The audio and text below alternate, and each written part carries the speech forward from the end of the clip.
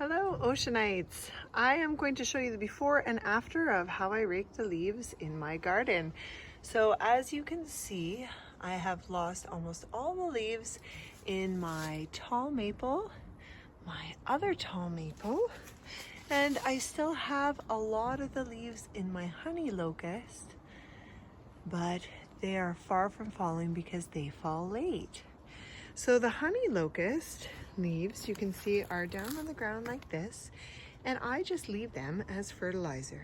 The bigger leaves, however, like that big huge pile that came down from my maple tree, I'm going to rake those up, and I'm going to save the leaves so that instead of putting them out in the compost, I'm going to save them and use them to dress my beds and to fertilize everything and offer as mulch into my garden beds later on next season. Now what I do is I put them in a regular black garbage bag so that the sun can really work on them and break them down, and then I just hide them on the side of my gazebo over here until I need them the following spring and summer.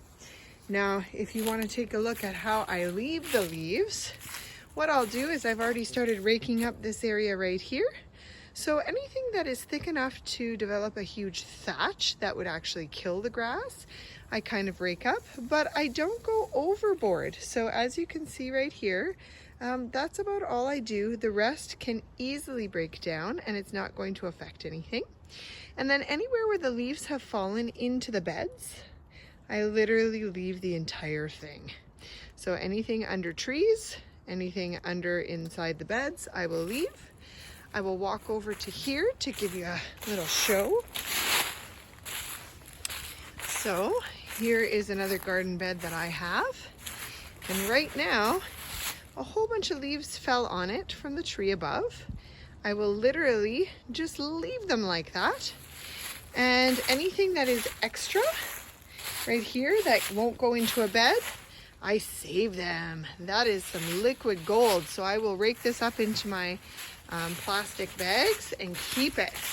Now if I go over here to this side where I have a lot less leaves in my bed, oh, see, they are so hungry for something to protect them over the winter. So what I'll do is I'll take any of the leaves that are on the sides over here, I'll rake them all up, and then I will just throw them into the bed over there. In the front, I have a neighbor who has a lovely maple, and as they fall, I ask him if he just wants to bring them over to my side. So what he'll do is he'll rake them over to underneath my spruce. I love keeping them there. I get a huge, like I'm telling you, it's maybe a foot deep, and I will keep that. The rain and the snow will tamp it down, and then it will slowly break apart over the season.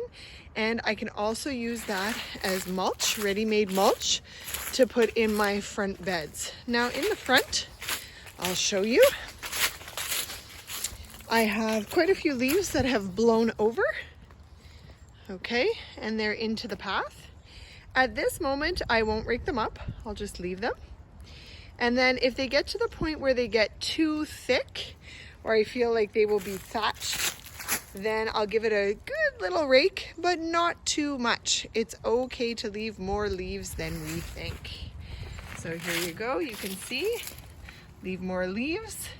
Don't need to blow or rake or shred because, you know, lots of insects live in there.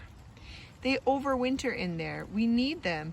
And not only does it fertilize and it helps the suppression of weeds, but it also helps all of our plants to overwinter in a better way because it's much more natural.